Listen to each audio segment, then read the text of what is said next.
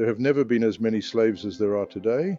We have 50 million slaves today, generating $236 billion in illicit profit annually. Con artists who take money from the family and then take the child, who will then be subjected to a whole series of exploitations. It's a spiritual battle because there's a dimension, sometimes a demonic dimension, in it. They said I was brought into meetings. There were people who would bid on me and then subject me to sexual abuse, a scourge that goes beyond our human means. The day we see all human beings as bearers of the divine dignity given to us by our Creator, we will certainly act differently.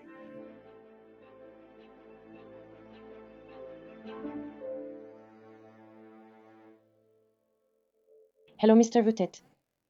Hello, ma'am. Thank you. Thank you very much for agreeing to this interview for NTD France.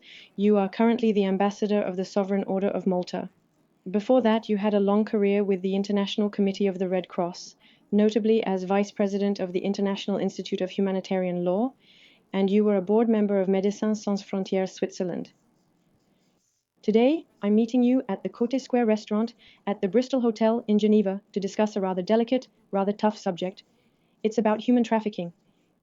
You are currently the president of the Henri Dunant University College Foundation, dedicated to combating human trafficking. And one of your missions is to train and develop research to prevent human trafficking. Perhaps to start, you could explain to our viewers what it's about. What exactly is human trafficking? Quite simply, it's a form of modern slavery. And it's a form of slavery that is developing worldwide in various ways. One, forced labor, agriculture, construction, domestic work, fishing, even in hotels and restaurants, sexual exploitation, forced prostitution, forced marriage, forced maternity, forced criminality, which can range from begging on the street right next door, theft, drug trafficking, but also terrorism. And also organ harvesting and trafficking. I believe we'll talk about that later. Child exploitation, recruitment of child soldiers in armed conflicts, whether by governments or non-state armed groups, child selling and online child pornography, notably. And so, despite being an invisible or largely ignored phenomenon, there have never been as many slaves as there are today in history. We estimate there are 50 million slaves today. 50 million slaves generating $236 billion in illicit profits annually. And if you will, it's one of the most lucrative traffics after drugs and before arms trade, if I may say so. And often, by the way, there are links between different traffics. And also, for example, migrant smugglers sometimes become human traffickers. Arms traffickers, or even sometimes cigarette smugglers. Once you've opened the route, you continue and then you take humans and realize it pays very well.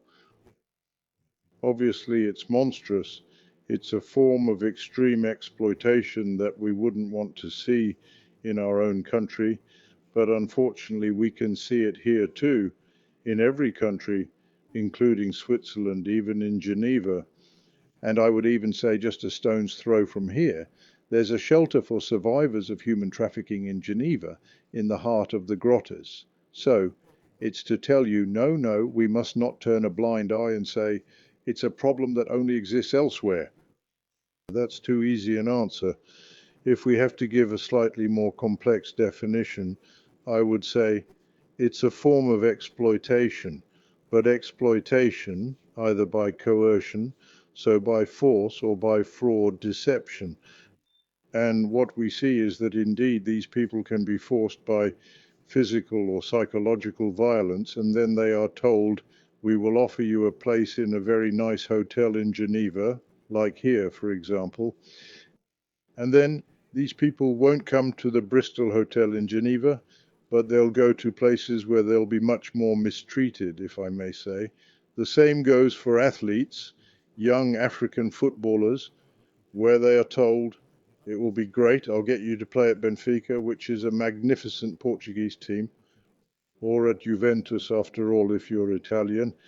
But in fact, it's not true. These people will never go there. They are con artists who take money from the family and then take the child, who will then be subjected to a whole series of exploitations. That's why I say it's a scourge that's hard to eradicate. I'd even say it's a plague that goes beyond our human means, and I believe I'll certainly repeat that later. But I believe it's a spiritual battle, because there's a dimension, sometimes a demonic dimension in it, and indeed those who engage in human trafficking are people who have no respect for human beings and who, on the contrary, seek to humiliate, exploit, and then discard the person when they can no longer profit from them. Specifically, how has your foundation acted over the past years to combat this? Listen, it's not just the foundation, but also I'm the president of this foundation. I often finance it, but also as an ambassador of the Order of Malta, where it's a voluntary role, a mission. What we've tried to do is 41 webinars. Webinars, as you know, are broadcasts we do on the internet, and we manage to distribute these broadcasts worldwide. We started this with COVID because we realized we would never have the budget to bring speakers to Geneva to pay for their travel, hotels, etc. We had to do it online. Later, we realized it was really useful because online it allows you to have people from practically all continents. And if you can't have them live, you ask for a video. We project the video and then we put it all together. We subtitle in 7 languages and put it on our websites, etc. So I'd say first it's 41 webinars, then an online course in English, which is an introductory course on what human trafficking is. We can focus on both legal experts and caregivers, then interventions at the United Nations. I made 3 interventions at the last Human Rights Council just now, and then also in Vienna, where I'm going Monday, Tuesday in New York, where I was for a week in January, and also conferences in Europe or elsewhere. We also participated in a conference in March in Bangkok with other Catholic organizations. COTNET is a network that tries to address human trafficking. And then also, especially, the creation of a network, because we realize that in a network, like a network, as you know, it's an informal structure that allows you to exchange without saying, it's me or him who's the boss. These are people who consider themselves equals and are ready to exchange. We've shared best practices, especially on substance, on form. We've also exchanged by saying, listen, you're in Nigeria. And then you can't tell us if something is happening in Ghana or Cameroon, I don't know. And then we discover that yes, and especially, for example, religious congregations are really excellent. And there too, if we bring them together, if we manage to give them some public exposure, if I may say first, it encourages them a lot. Honestly, 2 days ago, we had a webinar with 3 nuns, one from Beirut, another from the United States, Ohio, and the third from Goa. But these women thanked me. They said, thank you very much. You give us the opportunity finally to make known what we do. And I say, but I thank you very much because integrating you into our network is important, and it allows us not only to make you known, but maybe also to find people who will help you concretely. That's why, on that note, I now have 3 websites, if you will. Why 3 sites? Because I have a site for the advancement of the Order of Malta, which is Numon Trafficking, Order of Malta, int. But it's not the most effective. The most effective is at laudatosi.org. And there too we refer to Laudato Si, this encyclical that calls for respect not only for nature, but also and primarily for the being. And then there's also a site called Christus Liberat. And I'm very proud of this site, Christus Liberat, because I believe that indeed Christ liberates. He can liberate, if you will, from spirits or curses of shamans in the Amazon, but he can also liberate from slavery. He can even liberate African women or women from Nigeria who have been subjected to curses by sorcerers, the juju. Yes, you have to tell these women, listen, there's a spirit much stronger than all. It's Christ. That's why I established my site, Christ or Liberators. Then there's another one, UHD, Henri Dunant University College, where we've set up this site and included a whole series of best practices. I can see there's a spiritual message you're trying to convey through your webinars and the awareness you're raising. We might come back to that later. I'd like to first go back to some figures, some facts related to France, as that's what primarily interests our viewers. A child disappearance is reported every 12 minutes in France. You can confirm this or not. Each year, between 40,000 and 50,000 reports of missing minors are recorded by the authorities. As an expert, what is your perspective on these disappearances? Could they possibly be linked to human trafficking?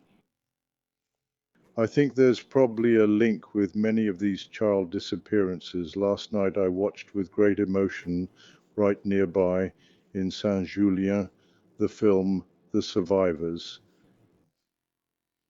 This film is truly a moving testimony. It's moving and shows the spiritual aspects of the fight against trafficking that cannot be prevented, fought, or healed by purely human means. Because human means, for example, whether it's criminal prosecution, whether it's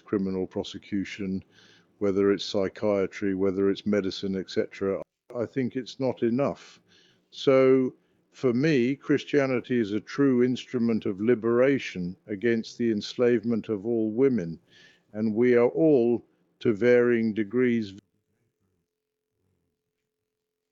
victims. But I also want to highlight the work of several analysis centers that catalog abuses committed against children worldwide by analyzing websites and also the darknet.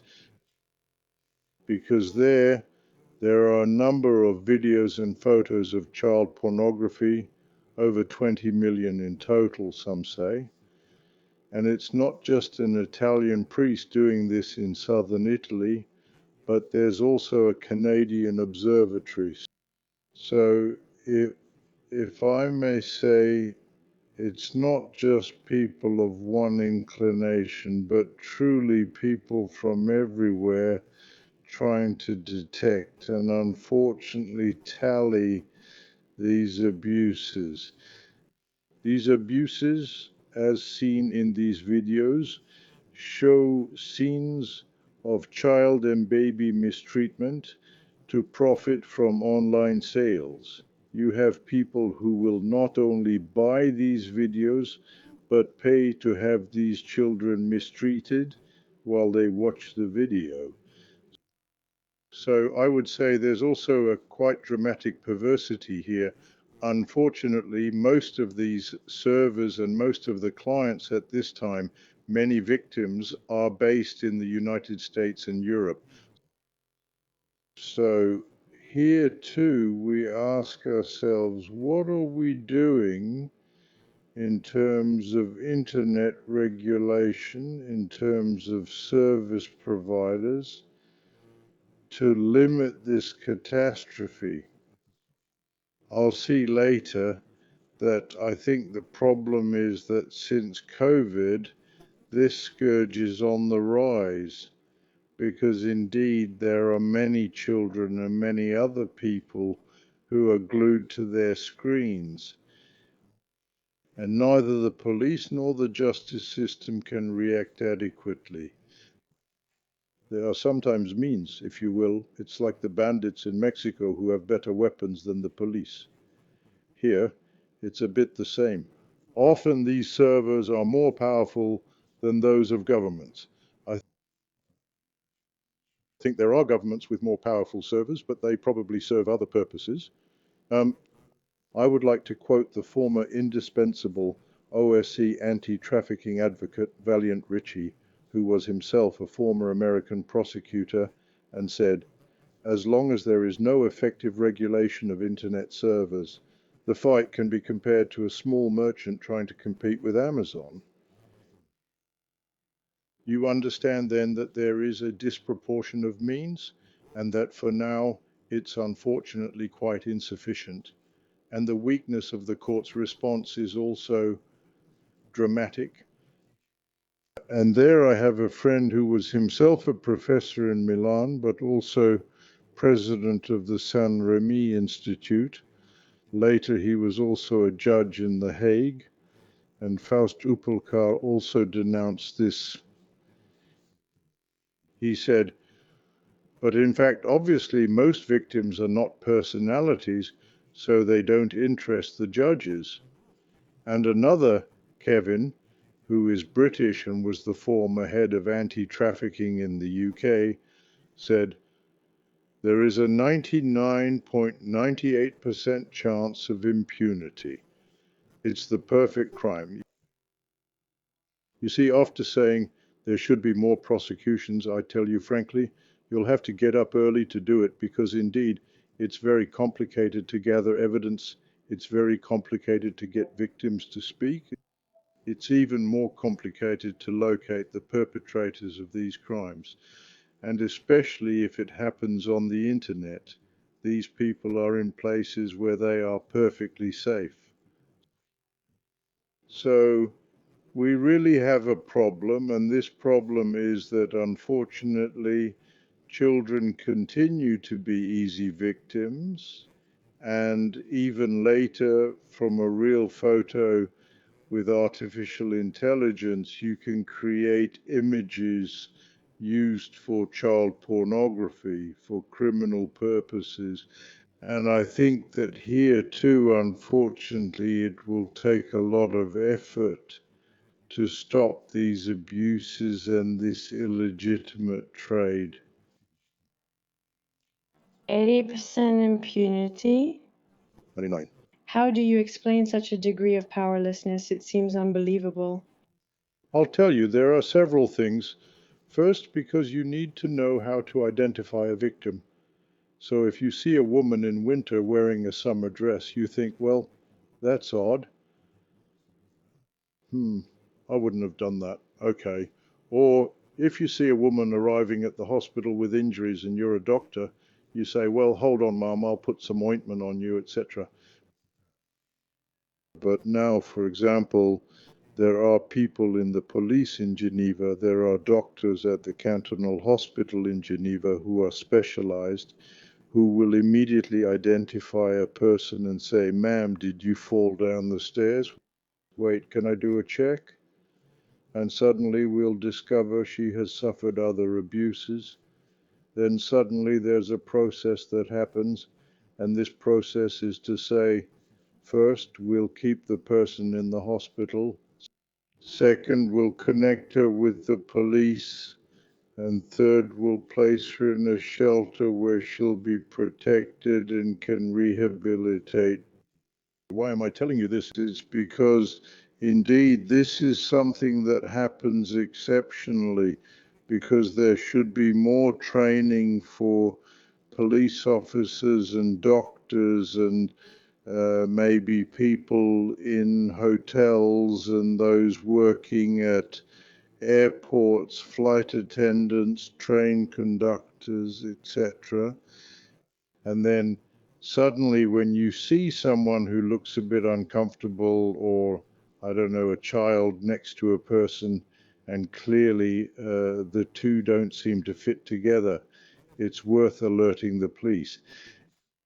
And then it's the police who might make observations and then say, listen, to continue, or on the contrary, I think we should take care of you. So it's a matter of training for identification. Then it's a matter of training for protection, because a lawyer will tell you, but listen, I can see, ma'am, you've been a victim of rape. Yes, of course, there's an article in the Penal Code. It's very simple. But there's also an article in the Penal Code, Article 182 of the Swiss Penal Code. But I can tell you that this article is very difficult to apply. That's why, when you have legal difficulties, obviously lawyers and judges will say, no, wait, I'm not getting involved in this case. The lady was a victim of rape, we'll stick to the rape, and as for the rest, I don't have time. It seems there's a bit of a lack of sensitivity in our society too. We've sometimes gotten into the habit of looking away, not facing things head on. It's a bit like we've lost some of our human values with globalization, globalism, and ever present materialism. Do you think we need to return to our essential human values? Of course. Because if you will, human trafficking or slavery, it's the contemporary scourge, a total denial of the right to life and the right to dignity. And then if you say, but no, I have the right to buy an organ, I have the right to buy a child, I have the right to buy a cheap, nice garment made by forced laborers in Bangladesh or elsewhere. I'll tell you frankly, obviously, if you think your personal interest comes first, it's clear that you can then open the door to a whole series of abuses and exploitations.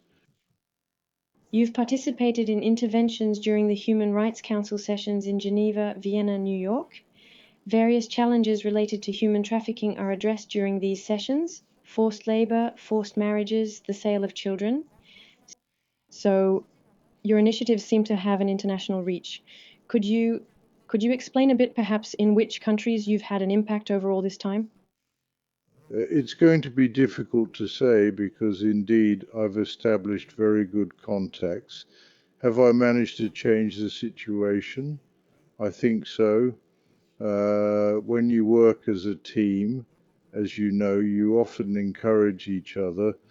For example, yesterday I had a webinar with three sisters, especially one, Sister Marie Claude from Beirut. I can say we really felt in communion. And then there was another sister from Cleveland who had an extremely clear mind.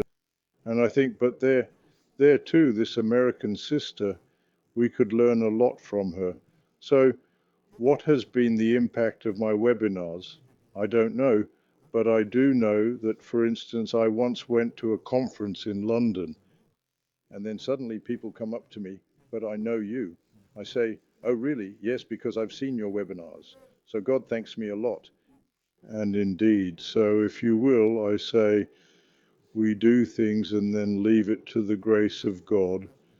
I don't claim to change the world, but I do my part. Um, it's a bit like the story of the hummingbird, but I think there's something like that. And so, indeed, we have, thanks to this network, thanks to these webinars, an international reach, including in the United States, China, Russia, Africa, etc., because we realize that the webinar is not just a one-time event, but afterwards we record them, subtitle them in 7 languages, including Chinese, Portuguese, Italian, and Spanish. And that brings us people. So I would say yes, indeed, in Europe, Africa, and also Australia, I've developed a very good relationship, not only of friendship, trust, and collaboration with one of my colleagues from the Order of Malta, who was a lawyer, John McCarthy, and he did something extraordinary. And I always say, we absolutely must look at what our Australian friends are doing. And these Australian friends, they have asked all Catholic organisations to monitor their supply chain and ensure that there is no human trafficking, no forced labour, etc., in their supply chain. I tell you frankly, I would be happy as a Swiss if the Swiss bishops did the same. That's why I say I value learning a lot, because it's the most interesting thing in life to learn. Because giving lessons is easy, but I believe that above all, what's most interesting is precisely to share. When we share and listen, we realize that we create relationships that are much more interesting, and that, as I tell you later, also create connections, often with survivors.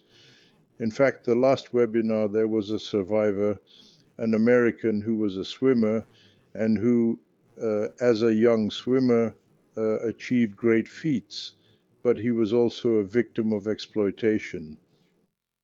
And John Michael Lender, maybe look him up and watch the webinar. And I tell you frankly, John Michael Lender, L-A-N-D-E-R, was truly an extraordinary man who managed to tell his story not only in videos but also in a book. And then I realized that these survivors, when they agree to speak, they are very grateful, because they see that suddenly, finally, they are respected and given the opportunity. It's also part of the healing process to be able to talk about these issues. What had this gentleman experienced in this case? He had experienced, but suddenly he said they would bring me into meetings. And then there were people who would then hold a sort of auction and make me endure sexual services. And he managed with great difficulty to get out of it. And then his parents, who had encouraged him in this sports path, realized too late that their son was indeed the subject of these vices. We hear more and more testimonies like this emerging on social media. Maybe it was the case in your webinars, people who dare to speak now about what they experienced maybe 10, 20, 30 years ago. It seems like this infernal machine has been running for a long time, I feel. Yes, but you see, what happens is that very often, and it was also in the film, The Survivors, very often there is a kind of amnesia, a mental paralysis that sets in.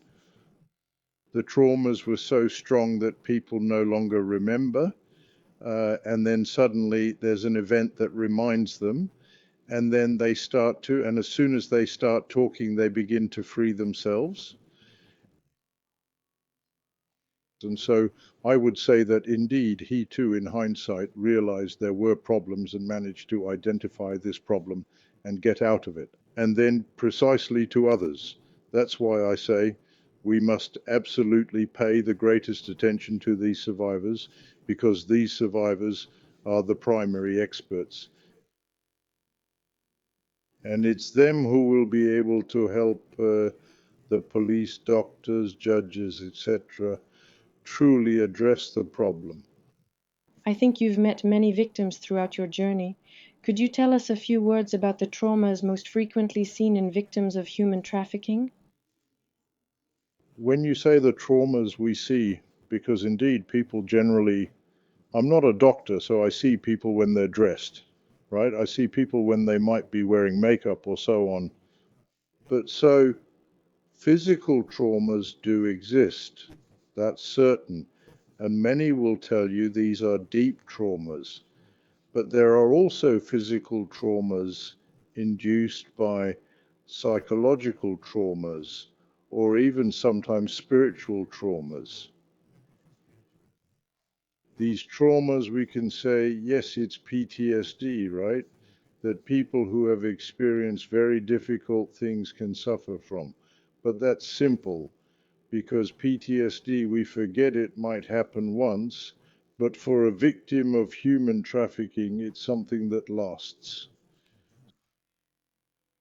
So, if you will, it's a trauma that then becomes ingrained in the person and sometimes even leads to mutism an inability to express oneself, or at least to express oneself clearly.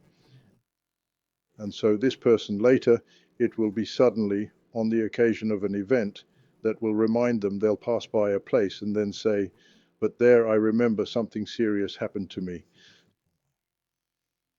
So if you will, what we can say is that often it will take years, and some even say, but it can take you 10 years, 20 years to truly get back on your feet. So that's why we're dealing not with quick treatments, but with long-term treatments. And these long-term treatments are often provided by religious congregations, because there you have people who commit and take all the necessary time. But then precisely these traumas, like many traumas, require giving people the opportunity to express themselves. For a child, it might be drawing. For a teenager, it might be playing soccer or singing or writing a book. But you realize these are difficult processes, but they will truly allow them to stand back up. And that's what we need to see precisely, these testimonies of survivors. And many people have said, bravo, hats off, they've been through it. And everything we can do to help them, we should do. The work is gigantic, you see, gigantic it seems, but it's monstrous. It's, if you will, like when you're in the mountains, you're also a mountaineer, so you climb, and then you say, my God, this is still far away, I don't see the end. And it's true, we don't see the end. And I think we must truly reach what I would call a mobilization of public consciousness. And mobilization of public consciousness, we are fortunate to have a Pope, Pope Francis, who took a very firm stance early on to say, it's a scourge, it's a crime against humanity. We absolutely must do everything we can. And he also gave the impetus for the Santa Marta group, which brings together bishops and police chiefs to say, you must collaborate. We all have different jobs, different tasks, but if we collaborate, we can do much more. And then he also provided a document that I truly recommend, which are the pastoral guidelines on human trafficking. And it's a document that can be easily found and read on the internet and is useful because it shows the responsibility of everyone, bishops, priests, but also consumers, which we all are. I would like to remind you that on December 2nd, 2014, in Rome, there was a call from spiritual leaders. There was the Pope, there was the Archbishop of Canterbury, but there were also elite Israeli Muslim Hindu representatives, and all committed to eradicating human trafficking, to eradicating contemporary slavery. Needless to say, there is still much to do. That on December 2nd of this year, we will celebrate the 10th anniversary. That next year, we will celebrate the 20th anniversary of the Palermo Protocol, 25th anniversary of the Palermo Protocol. But these are not celebrations, they are commemorations and calls for mobilization, calls for action. You talk about commemoration. We will soon have on July 20th, 2024, a commemoration for the persecution of Falun Gong. I want to address this topic because NTD, the media, was founded by people from the Chinese diaspora, so they were fleeing communism in China. Recently in the United States, the House of Representatives passed a bill aimed at ending this long-standing campaign of persecution that has been ongoing in China. Falun Gong is a meditation discipline that has been the target of a relentless campaign in Communist China since 1999. International lawyers have highlighted that the party has been harvesting organs from practitioners of this method over the past 20 years to profit from a lucrative transplant market. As an expert, what do you think of such state persecution? I can tell you that regardless of whether the people in distress are prisoners or those in poverty, they are at the mercy of governments, non-state armed actors or criminal groups. These rights that are perverted or even reversed, it's dramatic because the law is twisted to benefit the strong and harm the weak. I wanted to recall the report by Swiss judge Dick Marty. You might have heard of Dick Marty. May he rest in peace. He passed away recently.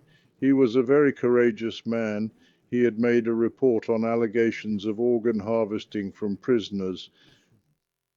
A friend of mine, a French transplant doctor, titled a book on this subject, Cannibal Medicine, Cannibal Medicine, to draw attention to the grave moral and sometimes criminal responsibility of doctors, lawyers, and hospitals that organize the harvesting and receipt of organs from many countries for wealthy buyers whose lives sometimes depend on these transplants.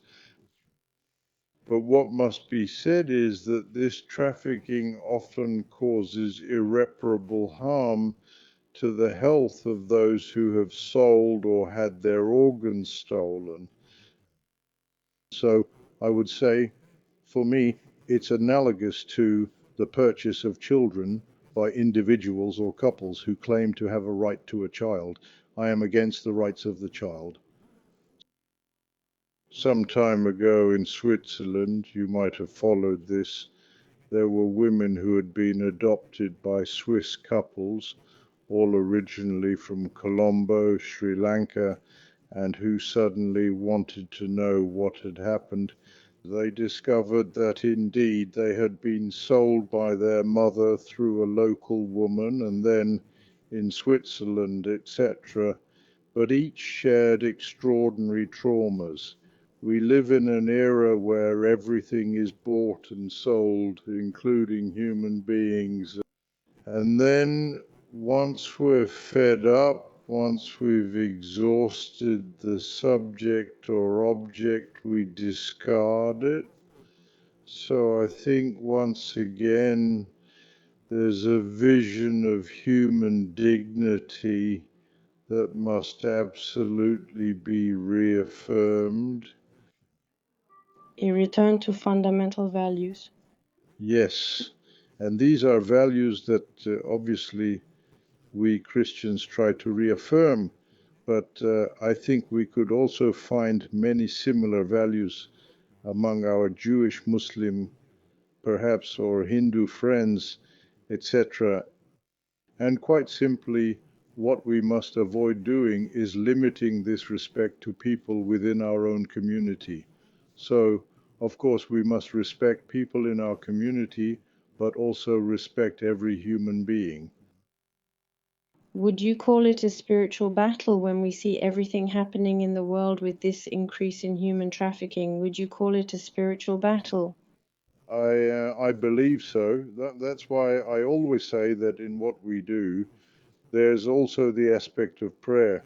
For example, on February 8th every year, I have a mass celebrated because it's the feast of Saint Bakita, the patron saint of contemporary slaves.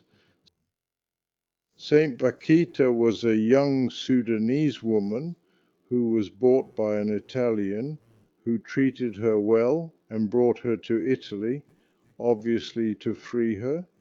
She became a Christian, she became a nun, and as I said, today she is the patron saint of contemporary slaves. Her feast is celebrated on February 8th, and every year we have a mass there. But I think that indeed even nuns who do very good work will tell you, I wouldn't do anything if I didn't accompany my work with prayer. So you really think we need to return to human values, to spiritual values, so that maybe one day this scourge can stop? Yes, of course. because the day we consider all human beings we meet as bearers of this divine dignity given to us by our Creator, obviously on that day we will certainly act differently. It's true that in any case, in the Bible or in spiritual teachings in general, we really have this idea that the human being comes from heaven. The human being is in the divine image. So it's true that if we attack humans without even thinking about what's behind it, we might be dealing with something bigger than us. With materialism, we've forgotten the divine aspect of humanity, allowing all sorts of crimes worldwide hidden from view, believing it's possible to do wrong without retribution. But do you think that one day good will finally triumph over evil? Of course, yes, that's obvious. It's our deep belief, isn't it? It's to say that maybe we'll go through very tough times, God forbid, if I may say, but if we must go through it, we know it will lead to a general liberation. And also, when we pray, we shouldn't just pray for the victims or the helpers, but also for the conversion of all the enslavers. There's great compassion in the message you're trying to convey. It's not just about eradicating, seeking revenge, or crushing those who did wrong, but there's truly a broader dimension. We'll ensure that everyone becomes aware of the need to return to human values. Certainly. I tell you frankly, for example, even when I mention all the legal instruments, all the treaties we can use against trafficking, I clearly emphasize not to forget restorative justice.